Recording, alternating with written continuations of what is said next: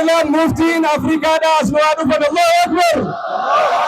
لا أباجي فارب سني هذا بسم إني سني هذا بسم وفا سني هذا بسم إسام سني هذا بسم ياتشن سني هذا بسم موتم ما سني ده بسم قال الله يسوع راح ترسيد موتم ما سني ده بسم يسوع راح ترسيد نمرف ده بيته موتم ما كن كبي إثيوبيا كنا فتولته بي أفريقيا تفتول ربها تايسو آخر لما كان ربها تولته إسلام ما كان ربها دابسو ربها دابسو يا رب الله خاتم إسحاق وتولته بي كان أمو بي إثيوبيا كان خدم يا رب تايسو كابن عيسى وجه يا رب الله بي كان كثير أكتب يا بلاد وجعلت ربها تايسو ويا رب مهنصر يا رب الله مركزك يا رب الله هذا بالثابتي بكامنا مركز الإجارة متجرة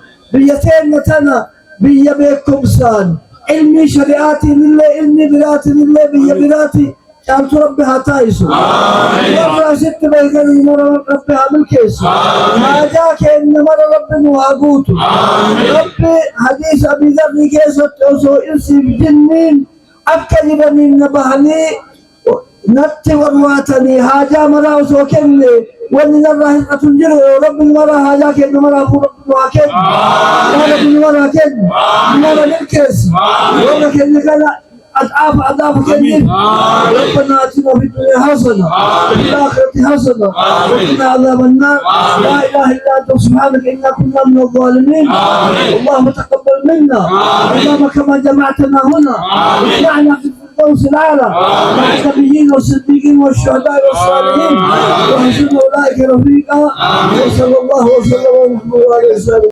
أستاذ راية ما أسكت الرسي وليني أستاذ هيدر قالنا أسكت الرسي والجيني وأني توقع بالجنوبي إليك يسجلوا فسنتين درتي بوف إن شاء الله. دكتور جيلان مفتين أفريقيا دا أسلوان فن الله أكبر. مجلس فيدرالا مسجدس مركز سيني جارة وادا سيني تالكا ننجبالن جده شهامدس أسلوان فن الله أكبر. شهامدس نيابان الله أكبر. دكتور محمد سالي أسرك حجي ديمه منستر سعودي دبسه منستر بيا دبسه دفا بري سافدو منستر تسافدو أسل أبيو الله أكبر.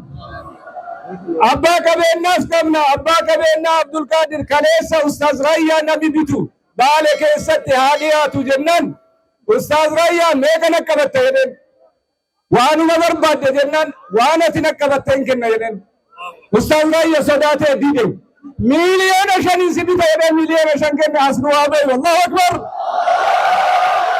حاجي محمد سالي أبان سانته فود كومبلكس بالرادو في أسنوا دوفن غرنا سابين اسكوتا لا تفودن بري كننا ملي بكلفت انجرت بري في تقول لا انجرو احمد شريف دنگد شراتنيتي يروج الكباتيف مليون شنو كن الله اكبر. اسمع هذا كوت غرنا كوت عبد الرحمن اسكوت ارارسو كوت اسكوتا ديرت وسيرارا مدرسس مسجدس اسامي جاري ندو كنراندم ان شاء الله. only case and was kota ayub darbacho now does it wala gajira ustaz shahabuddin barresa majlis finfinne birri gari majlis finfinne rafid waskot majlis ni ka federalas kan oromias kan finfinnes kabenni ni jimma kessa qabu guyya harasiti gadi dangala inshallah ajibiyan asbani adi kota jarsumma demu qofamiti jarsumma rabbi dentani kota akas Allahu akbar. Imam Nabi nabwas kota jarsumma rabbi warra demu qabata kota walla gajira Allahu akbar. Ustaz rayyati kenna guyyan arda guyya murtiti laftis kenna namnis kenna mootummanis kenna warri bunchus kenna nuis kajarati isan irra sagale dhagahu barbaanna Allahu Anda badle yuan entah infakada. Assalamualaikum warahmatullahi wabarakatuh. Nugang machi, sarap bisa agak machi. Namni beektu hadhufee waan qabaaf himidha. Namni hanga imaana qabuu fi hanga kutannoo qabu kenna malee akka qarshii miti beekaa. Qarshii qabaatee miti. Yaada muraada isaa rabbi galma haa ta'u. Waan kenneen fi 700 rabbi duuniyaas akhiraa haa kennuuf. Isaa ol rabbi haa kennuuf. Obboloowwan keenya saanuun dhufee waggaa kana hunda yeroo qabsoo yeroo rakkoosan yeroo uummanni keenya buqqa'ee namni waliin dhaabbannu dhabamnee namni xiqqoo qofa taa'ee kilaashiidhaaf afamuuziin nutti qabamu sana ummata waliin turre uummanni kun laafan seenaa. Rabbi haajaa jalaa duuniyaa kan baabaas. Obboleessi keenya Abdurrahmaan Taayiroo saahibni keenya guddaan obboleessi keenya hangafti qabsaan dudduubeedhaan qabsaa'u loojistikii keenya Rabbi haajaa isaa kan duuniyaa kan baabaas. Nu kanas Rabbi ikhlaasaan nama hojjetu Rabbi nu haa godhu. Nama isaa jiree dalagu Rabbi nu haa godhu. Dedoo isinii diiniin bareeddanii nu bareechitanii qobaa keessanii dhuunfaa keessanii maatii keessanii duniyaas akhiraas Rabbi sinaa tolu. Rabbi sinaa bare aduu keessa taa'aa jirtu biyyoota taa'aa jirtu firdawsiin keessa Rabbi sinaa teessisu. Kun jaalala diiniiti malee waa biraa namni asii qarshii barbaadu dhufee jiraama. Namni faaruu barbaadu dhufee jira. Waa barbaadaniitu isin eenyurraa barbaadan? Eenyurraa barbaadan? Rabbiin isinirraa barbaadan kun isin taasisiisoo. Rabbiin ke yaa Rabbii si jennee irratti walitti qabamne. Yaa Rabbii si jennee aduu keessa dhaabbataa jiru. Yaa Rabbi wanta yaa Rabbi tokkicha haajaa keenya hunda Rabbi nuu baas. Yaa Rabbi haajaa keenya hunda Rabbi nuu baas. Nasrii diinii kana yaa Rabbi nu argisiisi. Islaamummaa kanaan nama qabsaa'ee nama dhugaadhaan islaamummaa kanaaf jiraatu islaamummaa kanaaf du'u Rabbi nu haa godhu. Yaa ummata keenya kaapitaalii nuu qabni islaamummaa qofaa beeka. Duniyaanis hin bada, maatiinis ni hafa, beekamtiinis ni hafa.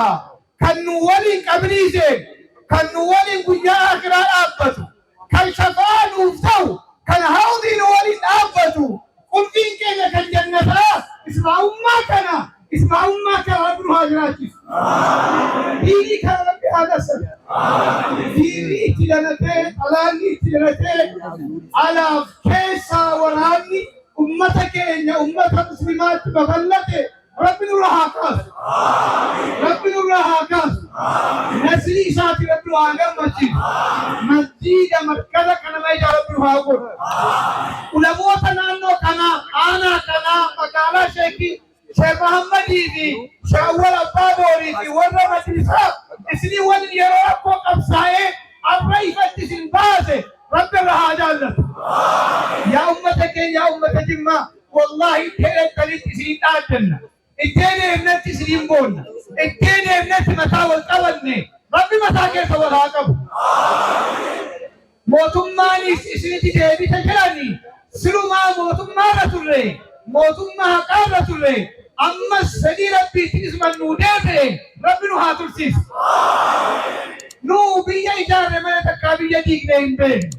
Nu biyya nagoomsine mana takkaa biyyatti waraana banne hin beeknu. Nu biyya kana jaalalaan banne malee biyya kana jibbaadhaan banne hin beeknu. Kanuma Rabbi nu haa godhu. Seenaa abbaa jibaa nama deebisu Rabbi nu haa godhu. Ummata keenya tokko ta'a Rabbi tokko isin haa godhu. Dubartoota keenya Rabbi isin haa badhaasu. Rabbi isin haa jabeessu. Isin mallattoo keenya يونيفرسيتي إسلاماتي ربي إنها جبس. قناة البركة تقدم.